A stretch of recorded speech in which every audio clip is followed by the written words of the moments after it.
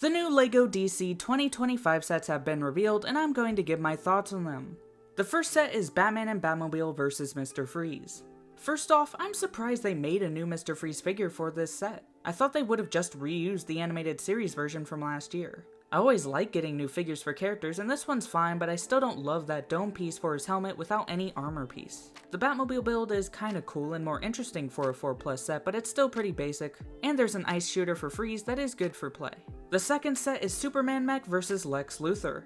This is the first non-LEGO Batman DC set since the Wonder Woman sets in 2020, which is crazy. It is just a mech, but it's a step in the right direction, I guess. And I really hope we get sets based on the new Superman movie later this year.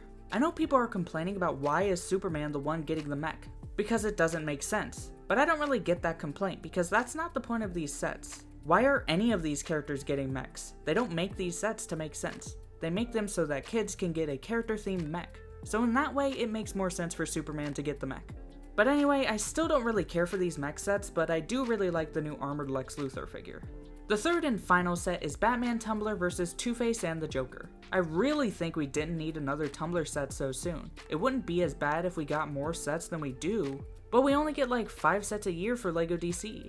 It really feels like a waste to make yet another Tumbler, and the last one was really good and maybe even better than this new one.